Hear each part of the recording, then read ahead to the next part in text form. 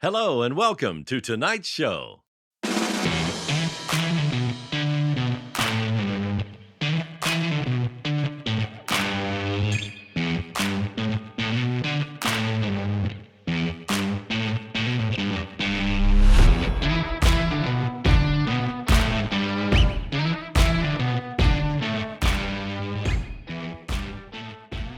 And hello and welcome to a special bonus episode of On the Bench, where we're going to be talking to Peter Davis from ScaleACT about the fantastic show that is coming up in November.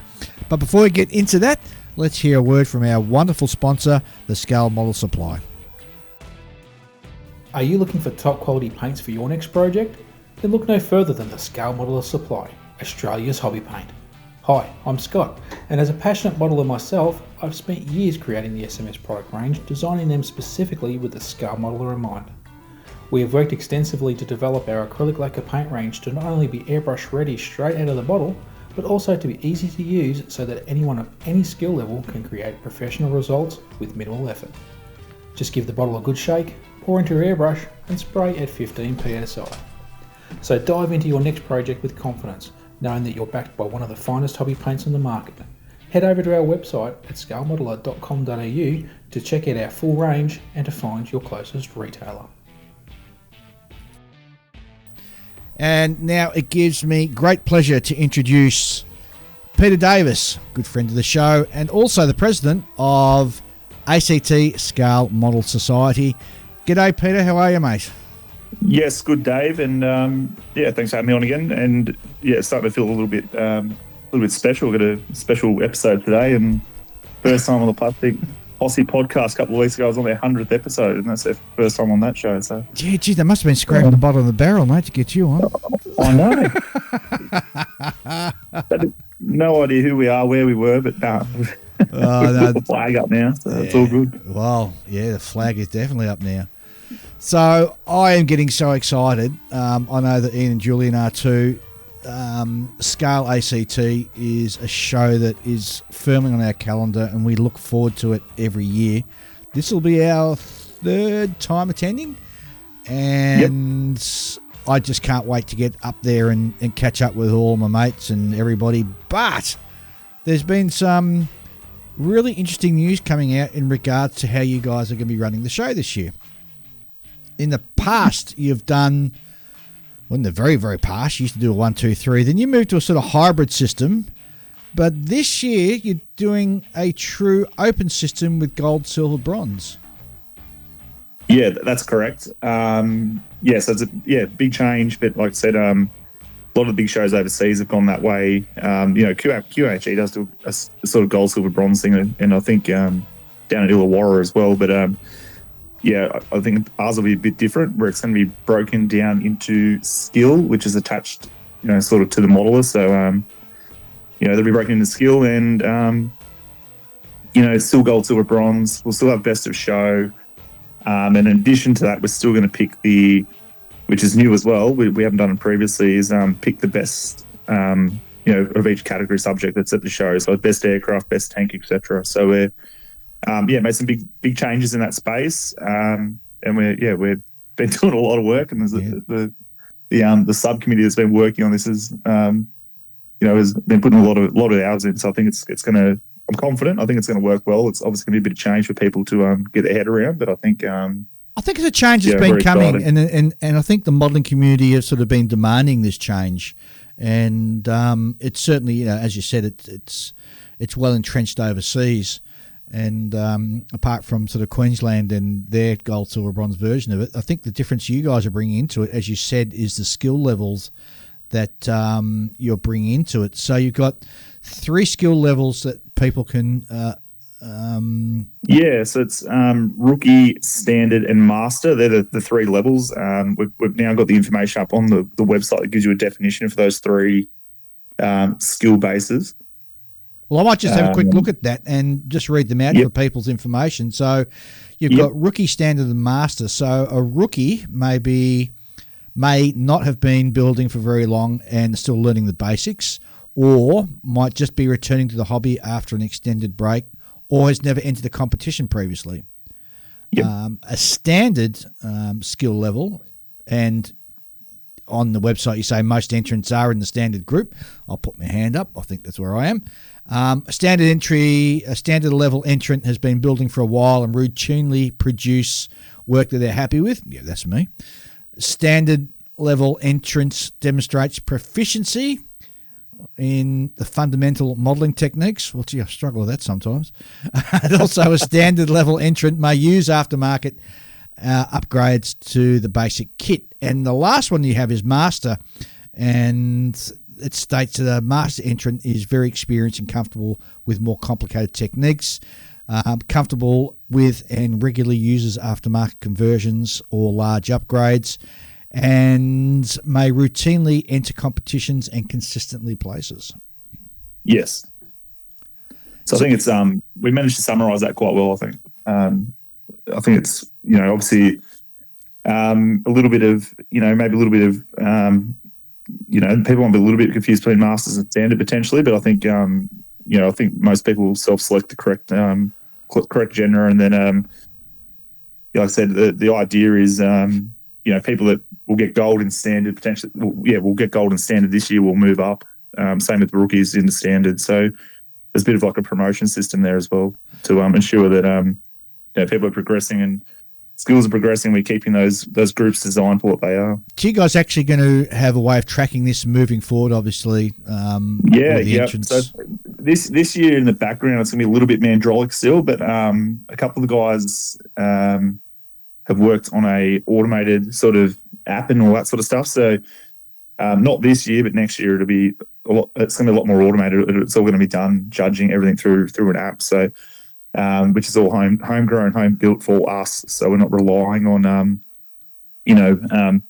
I know there's other applications available around the world and stuff, but it's just being on the other side of the world, and if we need help with it and all that sort of stuff, we just thought the risk was too high, so we've designed our own process, and that'll be fully automated next year. But I guess the front end people won't really, people participating and stuff won't really see that, but to being able to track it, we will be able to track it. Yeah, so it'll be quite easily tracked with the data we keep and stuff. And if you're worried about so for anybody who may be confused about or what level to put themselves into, or worried that they may have actually nominated for a position that perhaps doesn't suit them, they needn't stress too much, because the team that you've got there will actually have a quick look and just make sure that there's nobody from rookie who's trying to slip in to be a master or vice versa. Yeah, definitely, but we've obviously our judging team will have the final discretion before we start the judging process, and we will cast an eye over everything that's happening. But the other thing is too, we've also got I think 15 plus years of ScaleACT data as well. So we kind of we know where who regularly places already, and and all that sort of stuff. So we can kind of use that data as well. Once we close the online entries, just before ScaleACT, we'll go through and review the all the entries and the nominations and stuff, and just compare that to previous data and see how that looks. But I think during the discussion, I think most people will self-select the correct one. I don't think people will potentially throw themselves into masters if they don't think they're there, sort of thing. So. Exactly right. Yeah, so I think most people are honest as well. So I don't think we're overly concerned that we'll have too much of those sort of discrepancy issues. But like I said, we'll still cast an eye over the data once the online entries close a few days before the show, and then also obviously have a quick progressive look at things when we stuff rocks up on Saturdays. Yeah. The other thing we failed to mention we should also is just details for Gundam builders, and I'll quickly run through what you've got there. So a rookie Gundam builder uses a kit provided parts and stickers only with no painting or modifications.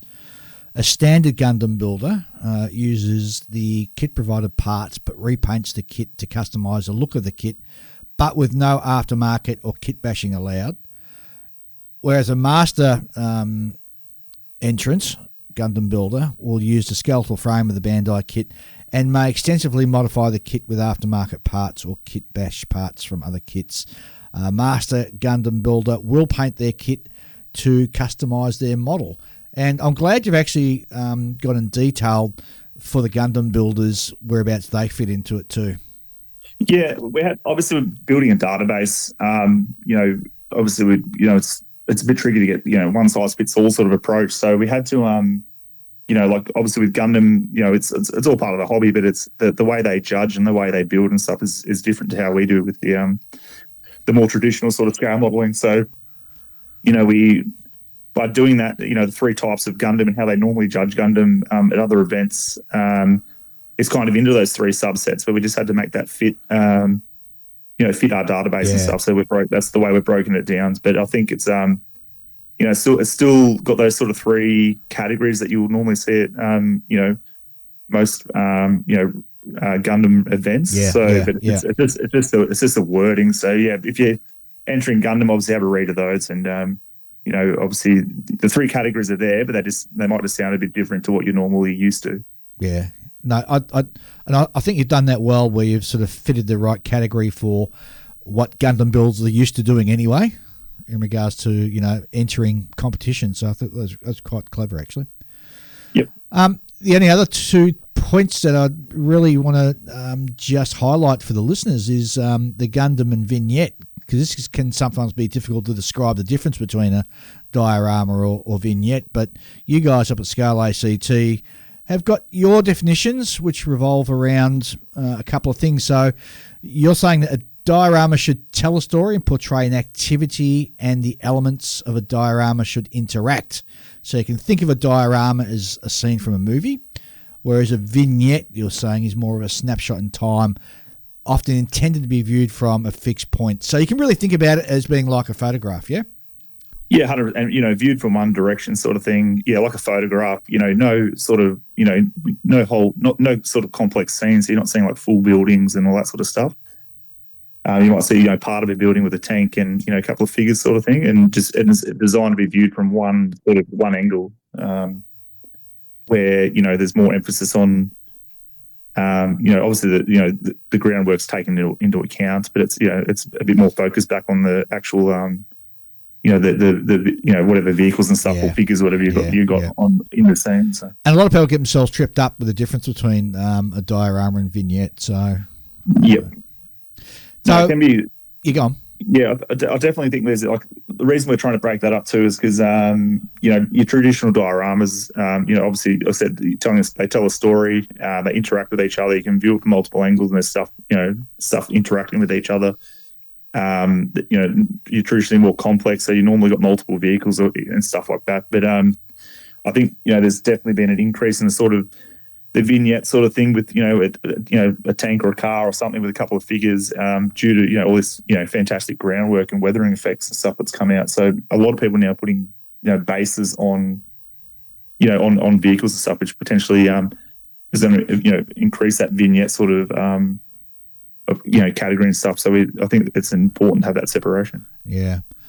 Let's quickly have a look at the categories. So the categories have obviously been shrunk down, but don't despair, because the gold, silver, bronze, you're not being judged against another model. The model is being judged against itself. So correct. The aircraft category, the categories we've got is aircraft, military vehicles and equipment, civilian vehicles and equipment, figures and busts, dioramas and vignettes, which we've just spoken about, sci-fi, mecha and real space, ships and submarines, Gundam, Machine Krieger, open/other. What's open/other? It's anything else that doesn't really fit into those categories, I guess, isn't it? Yeah, I guess sometimes you get. I'm just trying to think, like potentially we get wooden ships turn up. We get stuff that potentially is scratch built.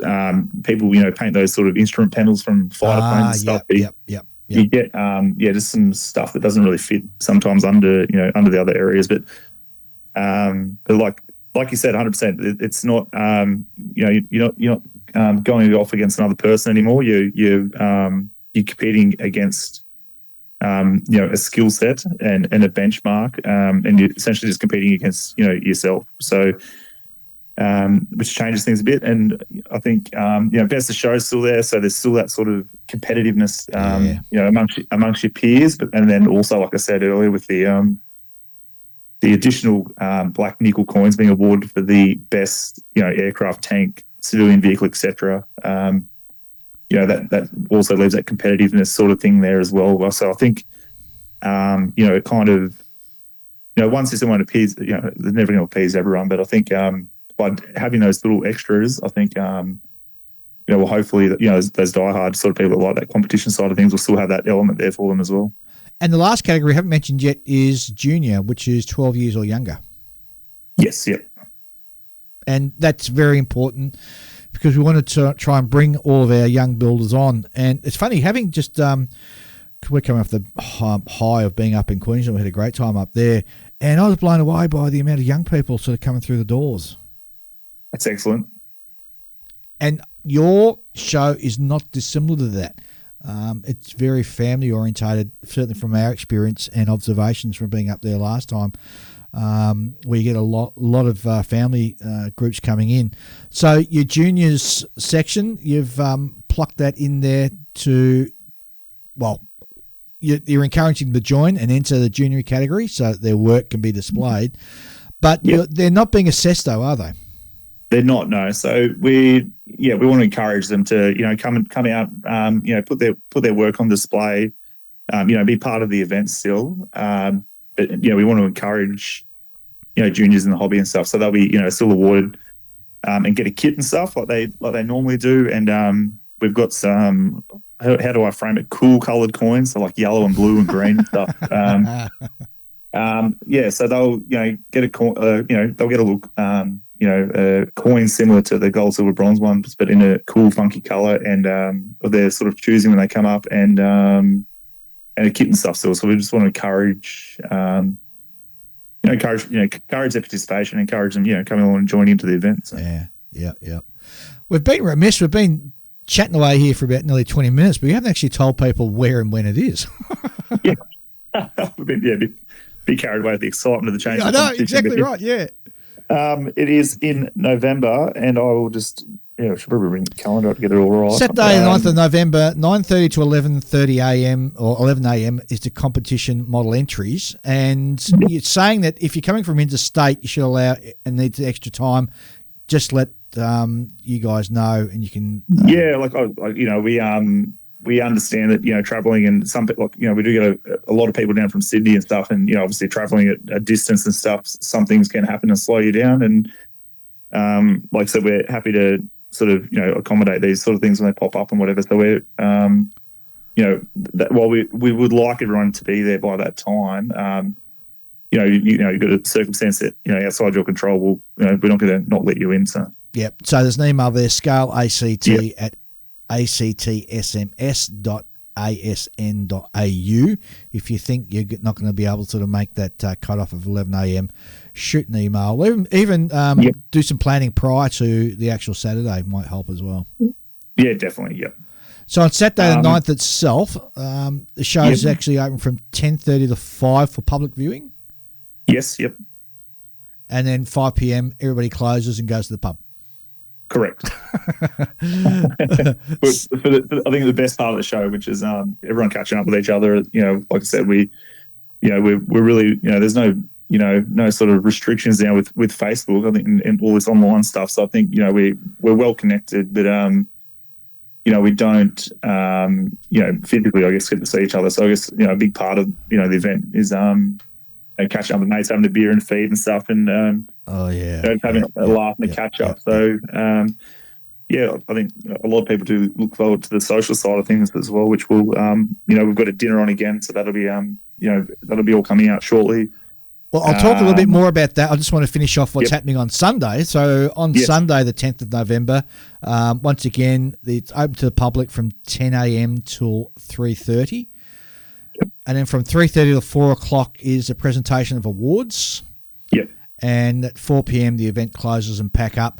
And the note here is for competitors, please be prepared to leave your models on display until 4 p.m. Sunday, unless you have prior arrangement. Yes, that's correct, yep. So like if you've got an airplane to catch or something like that. So Yep. But Canberra is just so perfectly located. I mean, it's an easy 7-hour trip from Melbourne for us to get up there. 4 or 5 hours from Sydney, depending on where you're coming from. Not even less. I think it's. I think Western Sydney is about 3 hours, and I think the North Shore is about 4 or 5. So. Yeah, plus you've got that awesome new tunnel now that you can get through and completely sort of gets you around Sydney now, which is awesome. Yep. And I guess probably a good 12-hour push from. I'm just trying to think of how long it took us to drive down from Brisbane. So there's no real excuse for not turning up, is there? No, and we've obviously got an airport as well. So if you're that way inclined, you don't want to sit in a car for 12 hours, and you've got the ability to do it. You can obviously fly into Canberra. There's trains too. Train from Sydney down to Canberra as well. Yeah, that'd be hell on wheels. That would be. People might like taking the scenery, but So like I said, we're excited. We've had a strong response. We've had a fair bit of interest from WA. We had a couple of people come over last year from WA, and I think it's some good friends of ours are coming over from WA again this year. So we're looking forward to catching up with them as well. Excellent. Yeah, so I've had a couple of people reach out. So it looks like there's a few extra from WA. A decent sized contingent from South Australia, and in Queensland looks like there's a few extra. Getting involved in Queensland as well this year, so we're excited. The vibes there, that people are reaching out and from all across the country again. So it's going to be shaping up to be a great event again, I think. So the venue, where are we during this wonderful weekend? So we're at Randwick Road at Thoroughbred Park, which is the home of the Canberra Racing Club. That is in Lynham, the suburb Lynham, and it's just on the pretty much as you're coming into Canberra from the north, but also it kind of the road that brings you in from Melbourne. It's also drive straight past it as well. So can't miss it. Can't miss it. Can't miss it. It's well located. Yeah, we've got plenty of space. Something similar to like what Expo has with at the racetrack sort of thing. So it's a big sort of open conference centre. An exhibition space. Lots of natural light. Yep. Plenty of parking, free parking on site. It's important, the free parking side of it. Yeah, exactly. Free parking on site. I know people missed it, but a boat hotel, they're giving guests a discount this year. So people still need to book accommodation. Have a look at a boat hotel on the ScaleACT Facebook page, the ACT SNS Facebook page. If you have a look at the featured part of that, you'll see the promo code and stuff still for that. So we've got a hotel on board helping with a discount. It's 5 minutes from the centre of Canberra. So if you stay in the centre of Canberra, you can get the light rail out. You can get free parking on site. Very, very accessible. ScaleACT has picked up a. Oh, it's known now as sort of like the friendly games, for want of a better word, and it's not something that you've really sort of tried to do. It's something that's sort of organically sort of occurred, isn't it?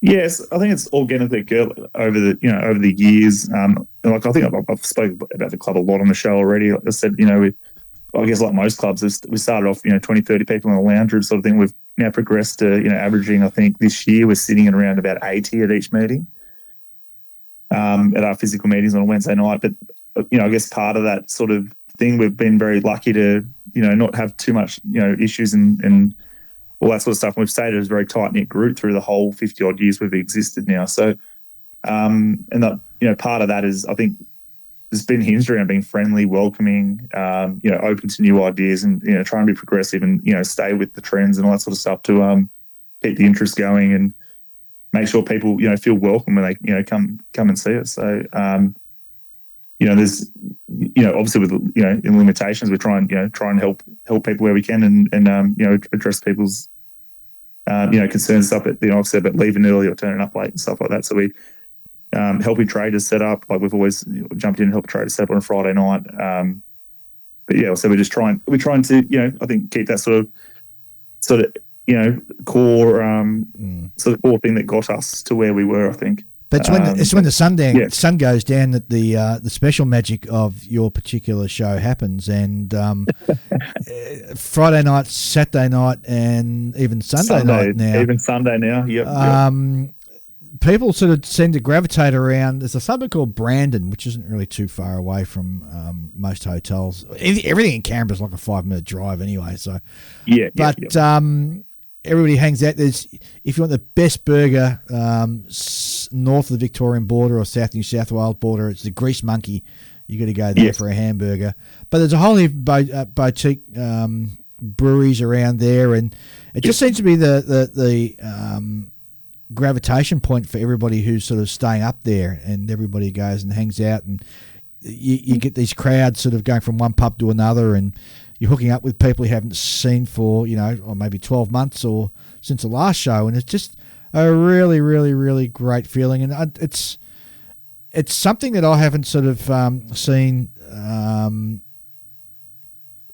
Well, I have seen it elsewhere. I mean, certainly over in the US when I catch up with all the guys over there, it's very similar because you tend to sort of be near pubs. But I think it's the magic is the way you're located, and the fact that the Canberra itself, the way it's laid out, it sort of lends itself to everybody catching up afterwards, and it's just a lot of fun. Yeah, and like I said, there's plenty sort of in that strip. Like you said, there's burger places, we've got the brewery, we've got a couple of pubs, so it's like I said, the location and setup's very good, I think. Yeah. And as you said, we do it Friday night, Saturday night, but also Saturday night, your club actually has a banquet as well, don't they? Yeah, we do. It's only 50 places, and it went really quick last year. But we're trying to. But we will have it on again this year. We've got 2 people on the dinner committee. Information and details about that will be coming out very shortly. Probably, I think in the next sort of week or so. Stay tuned. Stay tuned. Yeah, exactly. Yeah. So it's from memory, I think it's going to be about $45 a head. You can, you'll book on through an online form, and pay and stuff to secure your booking. And then there's going to be a little bit of a gathering and a bit of sort of entertainment that night over. I think it's a Chinese sort of banquet thing. Well, Ian and I went to that the very first time we went up there, and it was fantastic value for money. The Chinese food was exquisite. Yep. No, it's a good feed. Yeah. So that'll be back on this year. Like I said, we went real quick last year. If we have a similar result this year, we might have to look at finding some more seats. Seats for 2025. But like I said, we're excited. It's a little bit more sort of, I said formal, but you got to pre-book, pay, all that sort of stuff, and there'll be a bit of entertainment on during the night, and have a feed and catch up and a laugh, and then most likely end up at a pub back close into people's hotels afterwards. There you go. You've got a fantastic workshop program, and I'm actually going to go through and list each one because you got some really exciting people sort of on. So starting on Saturday at 10:30, your first workshop program is led by Greg Lester, who's going to be talking about building those big ships in 1350. And Greg has to be one of the preeminent shipbuilders in Australia, I have to say. And yeah, he's definitely up there. That would be definitely one to go and have a look at. We're going to what's he doing this year? I think he's doing seascapes, so he's going to teach us how to, do, water effects and stuff. So. Oh, that's some late breaking news to me then, because here it just says talking about guiding through the process and techniques to complete those big ship models. Well, breaking news. So he's been working on some props. And the plan is how to, one of the methods of how to, he's going to take us through one of the methods of how to, make those sea bases for your ships and stuff. Ah, great. Of course, our good mate Lincoln Wright's going to be there talking about painting and finishing science fiction models. He sure will be, yeah. World famous author and expert, and giving us a comprehensive seminar on painting and finishing scale models. Lincoln, if you think he's funny behind a microphone, you should see him when the microphone switched off. He's hilarious. Yes. Andrew Perrin, well-known Australian model builder, always up there, and he's going to be talking about planning and how taking a leap into setting up your next modelling project to achieve the outstanding results that you're looking for. Lee Adams is going to be talking about deckling on compound curves. Fast track your deckling skills and tackle those intricate deckling schemes across all services. With those that know the best, Lee is well known for his automotive modelling skills, so that should be pretty good. Definitely. Yes, looking forward to that one because deckling's one of those dark arts, and especially when you're trying to, I think I don't know how they do it on the those motorbike kits and stuff, but it's impressive. Yeah. And closing off on Saturday, the last person you got on is that retrobate Clayton Ockerby. Yep. Who's going to be talking about chipping, but not just for tanks, he's promising this time. So he's going to take us through how to 3 different chipping processes to achieve that important weathering step on your model. And he put a lot of caveats on this year. Did he really? It didn't want first thing Sunday morning. I don't know why. And he wanted to make sure. He was having a good time. But he put a few caveats on this year. Didn't want first thing Sunday morning, but I don't know why. I don't know what. You know what we should do? You should set up a. He'll be having an early night on Saturday, so I don't know why he can't be first. You know what we should do? We should do a fake workshop program and give it to him on like Saturday. Just watch say there's been a change. Yeah, just watch the colour drain from his face. Oh, no, we wouldn't do that to you, Clayton. Sunday, you've got some more fantastic people coming to talk about how to do things. First one is Marissa Christina, otherwise known as Mars. She's a fantastic Gunpla builder, and she's going to be talking about painting Gunpla and mastering metallics, candy, and fundamentals. And that's from 10 a.m. Through to 10:45. Hot on her heels, you have Lucas Kasuba. Lucas is well known. He actually works at a, I don't know if we should be saying this on the air or not. He actually works for a place that may or may not brew beer as well. So yeah, I'm not sure if you're allowed to advertise alcohol anymore in Australia, but yeah. I don't know. Yeah, but I'm not sure, but may or may not work in a brewery. Yeah. But Lucas is an excellent builder, and he's talking about knocking down the walls and taking diorama and vignette building to another level.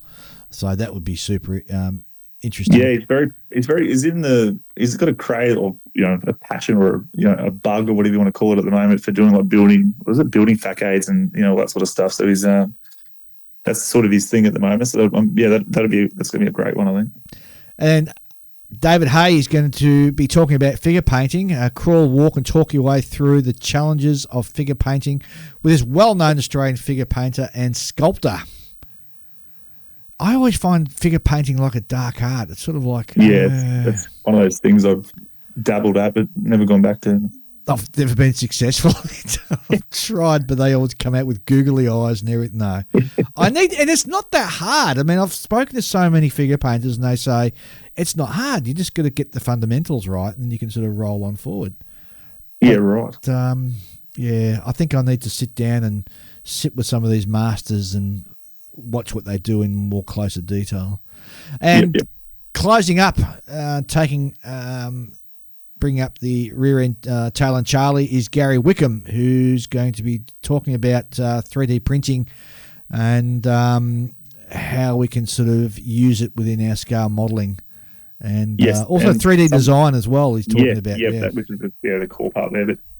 But we're, like I said, very excited and very fortunate to have, all these fantastic people that are willing to help us, over the weekend to put on such a great, events program. So thanks to all the guys and girls. In addition to that, those that would, love to be at ScaleACT and won't, potentially won't be able to make it this year or, can't get there for whatever reason, they will be recorded for posterity and will be up on our YouTube channel. And also we'll be doing some live, some sort of live broadcasting from the event over the weekend as well. Oh, that's fantastic news. So you've actually got a YouTube channel? We do, yes, yep. And that's so we've got a bit of stuff on there at the moment. We've got most of our at least for the last 12 months, we've got all our monthly meetings, all our guest presenters, our presentations, all that sort of stuff up on there now. From our Wednesday nights, all the stuff from ScaleACT last year's on there. Yep. Some of the other events we've attended, like Model Shipwright Show in Canberra, the Wagga Show, I think some stuff from Illawarra, from earlier in the years, all up on there as well. So there's There's stuff from the guys when they went over to Penang this year for the Penang show that they did some recording of stuff over there as well. So that's all. Geez, I'm keen to sort of get over there next year. That looked pretty good. That looked really good. It's a great show, yeah. And it's similar sort of thing. It's as soon as everyone's finished the show, out to find good food and have a beer and stuff. So that's a really good show over there as well. I reckon you get yourself in a lot of trouble in Penang if you weren't careful. Definitely. Yes, like I said, on YouTube. There's a fair bit of content on the YouTube channel. If you're not already liked and subscribed to that either, same thing as ACT SMS. Jump on there, have a look at that.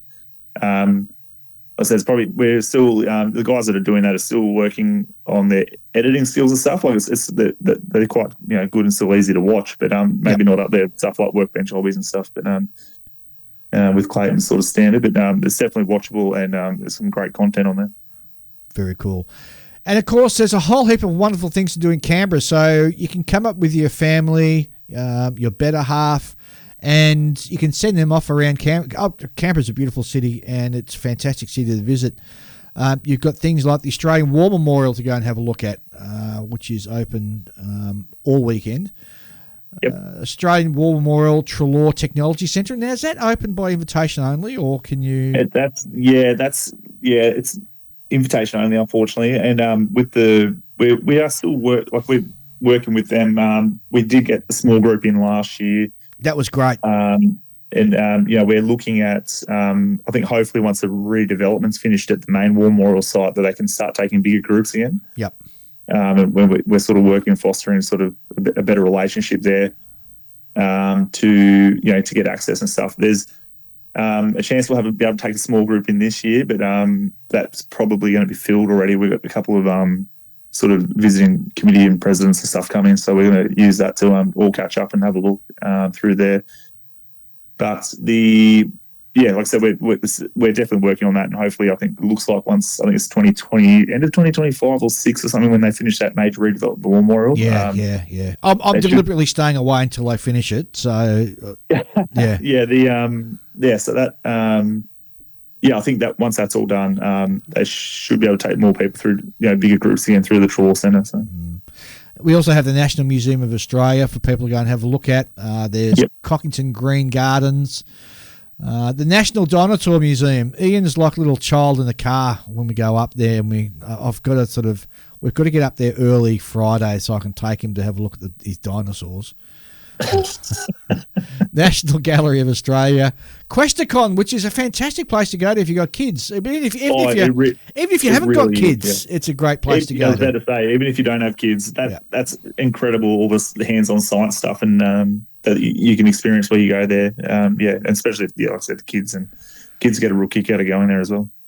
And of course, we have the Museum of Australian Democracy at the old Parliament House, Canberra being the centre of our federal government. It's only fitting that they also have the a museum there.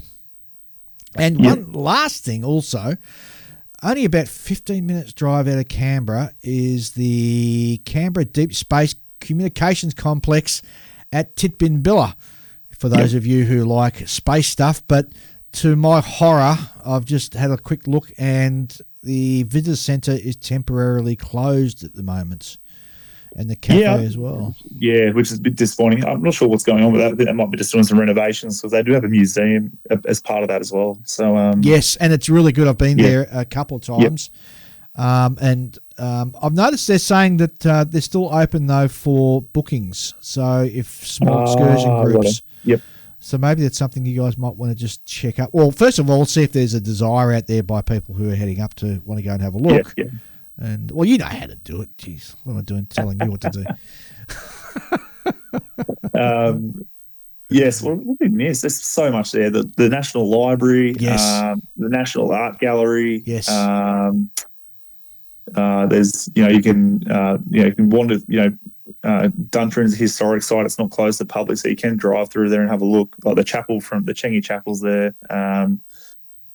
What else we got? The Mint, the Australian Mint is there at Deakin, which you can go to, and if you're into that sort of coins and the history of our currency and stuff. You can actually print your own coin there. Well, you certainly did last time I went there about 10 years ago. Yeah, you still can. Yep. Yeah, you still do that. Yes, so there's so much. There's so much you could easily fill a weekend in 3 or 4 days quite easily with the whole family. Oh, 100%. And accommodation is so cheap. Food is really good. It's at, restaurants are just as good as anywhere else in Australia. You'd be crazy not to sort of get out there and spend the whole weekend with us at Scale ACT. We're plenty on. There's, like I said, we've got 27 traders. That's a record. Again, another record for us. I think last year was 19. So wow, 27. So there's going to be plenty to look at with the show, competition, exhibition sort of thing, and but then also plenty of the traders for people looking for that stuff for their hobby and all that sort of stuff.